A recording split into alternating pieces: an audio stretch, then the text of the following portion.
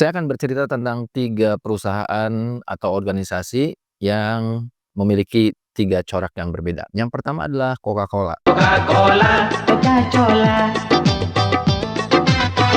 Coca-Cola kita tahu semua bahwa ini adalah sebuah perusahaan komersil yang memproduksi minuman bersoda, dan keuntungannya jangan tanya, dia sudah berjalan puluhan tahun dan sudah menghasilkan revenue yang besar dan menjadi salah satu perusahaan global yang produk-produknya bahkan sudah menjangkau pedesaan-pedesaan di seluruh dunia. Tapi tahukah Anda bahwa keuntungan yang mereka dapatkan dari perusahaannya ternyata menyisakan dampak sosial dan lingkungan yang sangat besar. Coca-Cola memproduksi lebih dari 110 miliar botol plastik sekali pakai setiap tahunnya. Dan itu artinya sekitar 3.400 botol per detik. Dan sekarang botol-botolnya kalau dulu dalam bentuk kaca, sekarang diubah menjadi botol plastik. Sehingga ketika dilakukan audit oleh organisasi-organisasi pecinta lingkungan, ditemukan bahwa di laut, di berbagai daratan ditemukan bahwa salah satu kontributor terbesar polusi tanah dan polusi air disebabkan plastik berasal dari brand Coca-Cola. Perusahaan ini juga menyumbang 11% dari total plastik bermerek ya ketika diaudit. Jadi 11% botol-botol yang ditemukan adalah berasal dari Coca-Cola. Proyeksi menyatakan bahwa plastik oleh Coca-Cola bisa melebihi 9,1 miliar pon atau 4,1 juta ton di tahun 2030 dengan 602 juta ton plastik yang mencemari lautan. Bayangkan, mereka mendapatkan keuntungan dari bisnis mereka, dalam waktu yang sama mereka merusak alam ini dengan botol-botol plastik yang mereka hasilkan. Belum lagi masalah diabetes yang menjadi sebuah fenomena global, khususnya juga di Amerika.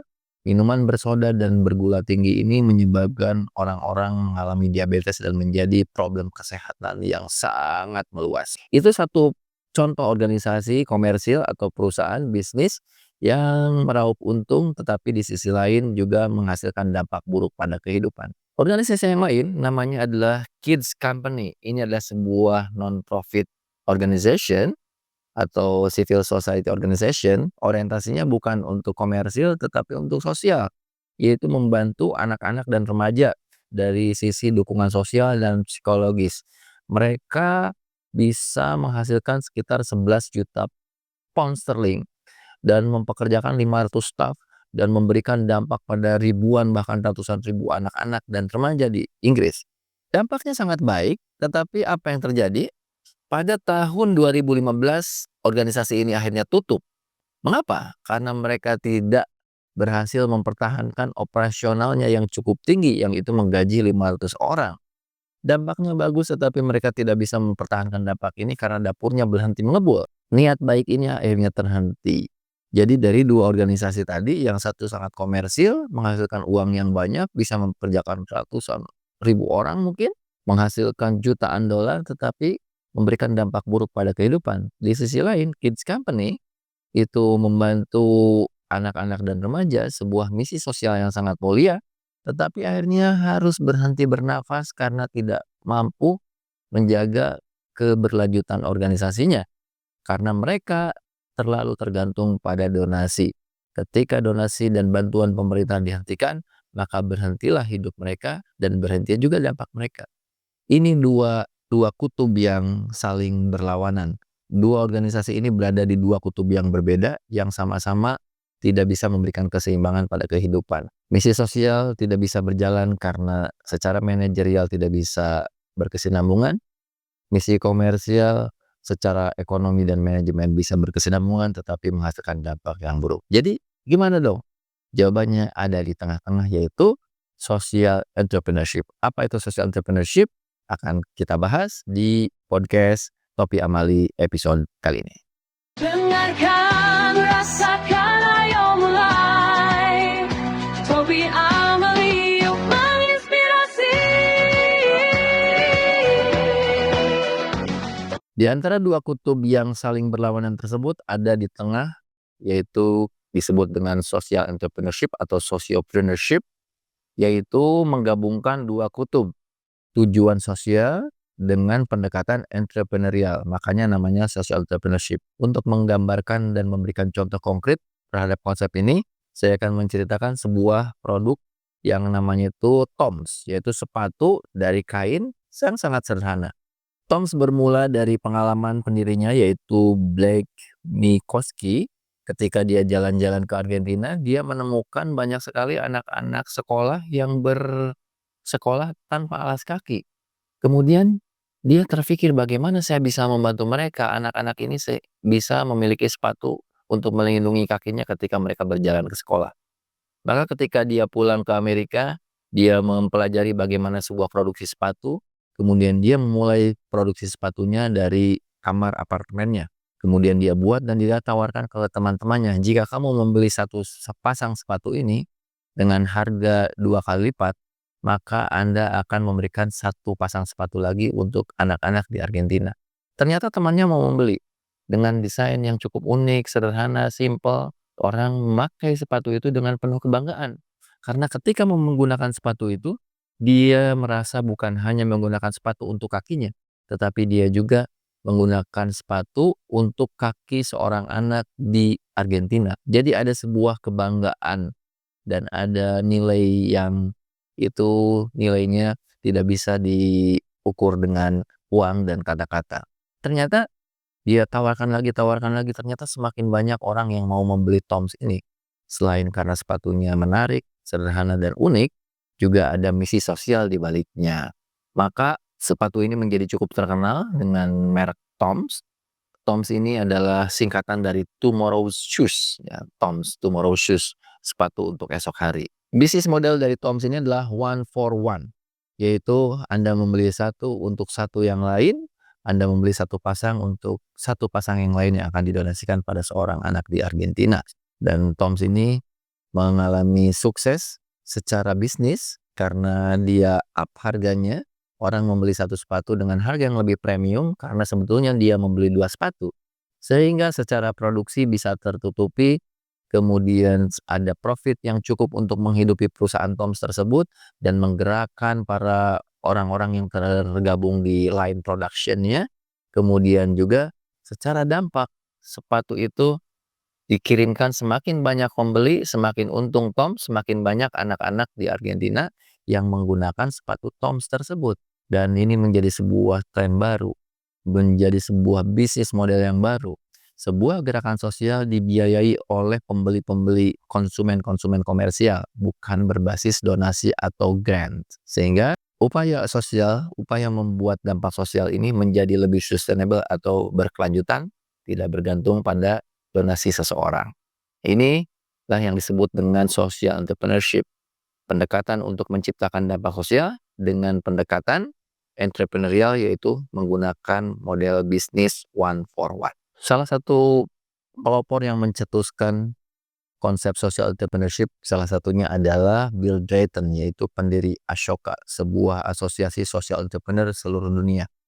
Awalnya dia keliling di India, kemudian ke Indonesia, dan dia begitu takjub karena ternyata banyak sekali perubahan-perubahan yang terjadi di dunia ini, khususnya waktu itu di India, di Indonesia, ternyata bukan karena dunia bisnis, bukan karena pemerintah, tetapi karena orang-orang yang dia sebut sebagai social entrepreneur atau change maker melakukan inisiatif-inisiatif sosial dengan semangat-semangat entrepreneurial tanpa tergantung pada donor, tanpa tergantung pada pemerintah. Mereka bisa membuat perubahan di lingkungan mereka masing-masing. Nah, sehingga dia punya asumsi bahwa untuk mengubah dunia ini kita hanya perlu melahirkan dan membina, membibitkan para calon social entrepreneur. Sehingga seandainya setiap orang bisa menjadi change maker atau social entrepreneur, maka tidak ada masalah di dunia ini yang tidak bisa dipecahkan. Sekarang dunia begitu banyak masalah, salah satunya dampak dari ekonomi yang terlalu eksploitatif, seperti yang diceritakan di cerita Coca-Cola tadi. Mereka terus-terusan memproduksi dengan tujuan profit, tetapi mereka tidak melihat dampak sosialnya. Dan kita juga bisa melihat bagaimana dunia bisnis menjadi oligarki dan menjadi monopoli, perusahaan-perusahaan besar menguasai sebagian besar ekonomi dunia. Dan Sebagian masyarakat dunia ini menjadi konsumen dan hanya menikmati sepersekian dari kekayaan dunia. Jadi ekonomi yang dianggap sebagai alat untuk mensejahterakan manusia ternyata hanya mensejahterakan segelintir manusia. Di sisi lain, banyak sekali gerakan-gerakan sosial yang tujuannya mulia tetapi akhirnya kandas dan mati di tengah jalan karena tidak mampu membiayai dirinya sendiri. Maka social entrepreneurship adalah salah satu solusi bagaimana pendekatan entrepreneurial ditanamkan untuk tujuan-tujuan sosial. Jika Anda ingin membuat sebuah social enterprise, jika Anda ingin menjadi social entrepreneur, bagaimana Anda memulainya? Sebetulnya ketika kita memulai sebuah social enterprise tidak beda ketika kita memulai sebuah perusahaan. Hanya bedanya adalah dari beberapa aspek berikut ini. Pertama, jika Anda akan membuka sebuah perusahaan misalnya, yang pertama Anda pikirkan adalah profitnya, berapa untungnya. Jadi ketika Anda dengan teman-teman mengumpulkan modal, anggap saja 10 juta, maka pertanyaannya dari 10 juta ini bisa menghasilkan profit berapa sehingga nanti kepada shareholder bisa dibagi berapa masing-masing dapatnya, yang disebut dengan dividen. Sementara dalam social entrepreneurship, ketika kita memulai, maka yang pertama adalah kita tentukan adalah perubahan apa yang ingin kita ciptakan, masalah apa yang ingin kita selesaikan. Contohnya saya bersama Eric Lincoln mendirikan Peace Generation Indonesia. Ketika itu pertanyaannya adalah bukan berapa uang yang akan kita hasilkan, tetapi apa yang ingin kita pecahkan. Yaitu yang ingin kita pecahkan adalah bullying, intoleransi, ekstremisme, dan kekerasan di sekolah yang waktu Peace Generation didirikan terjadi di banyak sekolah. Sehingga ketika kami mendirikan Peace Generation adalah berpikir apa yang akan kita lakukan untuk menjadi solusi bagi permasalahan-permasalahan tersebut. Itu pertama, dari goal. Tentukan perubahan apa yang ingin kita buat. Yang kedua, seperti kita membuat sebuah perusahaan, ditentukan produk apa yang akan kita buat, ya. Layanan apa yang akan kita ciptakan. Jadi product and services. Kalau tidak produk dalam bentuk barang, mungkin layanan-layanan dalam bentuk non fisik. Jadi apa yang ingin kita buat? Seperti tadi kalau Coca-Cola yang membuat minuman dalam sebuah kemasan. Dalam social entrepreneurship juga sama, kita harus punya kejelasan produknya. Banyak sekali social entrepreneur yang dia sudah jelas tujuannya apa untuk memecahkan masalah apa, tetapi mereka tidak punya formula produk atau formula yang akan mereka gunakan. Jadi terlalu global. Kita harus memilih. Misalnya Peace Generation, produk utamanya itu adalah modul 12 nilai dasar perdamaian. Walaupun nanti dari satu produk itu ada turunan-turunannya, kita ada happy tanpa bully, kemudian ada layanan dalam bentuk trainingnya, ada layanan dalam bentuk pendampingannya, tetapi kita memiliki sebuah formula yang khas. Banyak komunitas atau social entrepreneur, mereka bingung mendefinisikan produknya sendiri. Kita harus clear dulu bagaimana produk yang kita gunakan untuk memecahkan masalah tersebut. Oke. Jadi antara dunia usaha ya dengan dunia social entrepreneurship itu sama-sama harus memiliki produk. Nah, tapi kalau dalam dunia usaha atau komersial, mereka membuat produk itu kadang-kadang tidak mempedulikan apakah produk itu berguna atau tidak. Apakah ada dampak pada sosial atau kesehatan dan lingkungan atau tidak. Yang mereka pikirkan yang pertama tadi itu profitnya. Sementara dalam dunia social entrepreneurship, kita harus berpikir tentang produknya tidak menimbulkan masalah-masalah yang lain. Contohnya seperti sepatu Toms tadi, pasti mereka mempertimbangkan bahannya apakah merusak lingkungan atau tidak. Mempekerjakan karyawan-karyawannya apakah diperlakukan secara adil atau tidak. Sampai semuanya diperhitungkan untuk tujuan yang baik, caranya pun harus baik. Untuk memecahkan masalah, si produknya juga jangan menimbulkan masalah-masalah baru. Itu produknya. Yang berikutnya adalah penentuan harganya. Yang berikutnya adalah biaya dan pricing. Baik barang komersial maupun di social entrepreneurship itu ada cost yang harus dikeluarkan. Misalnya sepatu Toms tadi di situ ada biaya dan kita harus menghitung biaya itu secara proporsional sehingga cukup untuk membiayai produksinya dan cukup untuk membiayai distribusi dan operasional dan juga nanti proses ekspedisinya dan lain-lainnya. Dan tentu saja harus menghasilkan profit. Tidak bisa kita membuat sesuatu profitnya nol sehingga sekali buat setelah itu uangnya habis, kehabisan modal dan tidak bisa lanjut. Bedanya dalam dunia komersil kadang-kadang mereka melipat gandakan profitnya itu jauh di atas HPP-nya. Misalnya sebuah minuman dalam kemasan, mereka modalnya itu sangat kecil, yang mereka bayar yang sangat mahal itu adalah kemasan dan iklannya. Sehingga sebetulnya antara benefit yang didapatkan oleh konsumen itu tidak sebanding dengan uang yang mereka keluarkan. Jadi kalau kita membeli air dalam kemasan, sebetulnya kita tidak membeli airnya, tetapi membeli mereknya, membeli iklan, biaya yang mereka keluarkan yang sangat besar. Airnya sendiri mereka kadang-kadang ambil dari sebuah tempat yang secara biaya tidak terlalu mahal. Sementara dalam social entrepreneurship, kita harus fair bahwa harga pokok produksi itu tidak terlalu dilipat gandakan sehingga profitnya menjadi terlalu tinggi, sehingga harga dibebankannya menjadi terlalu tinggi, gitu. Ini adalah salah satu fair trade. Sehingga dari penjualan tersebut, social entrepreneur bisa mendapatkan untung yang wajar, produksi bisa dibiayai secara wajar, dan bisa sustainable.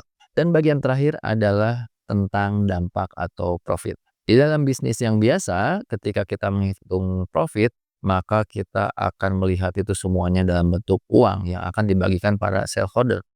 Tetapi di social entrepreneurship bukan hanya masalah uang. Uang iya, karena itu akan membiayai produksi dan keberlanjutan, tetapi hal yang lain adalah dampak.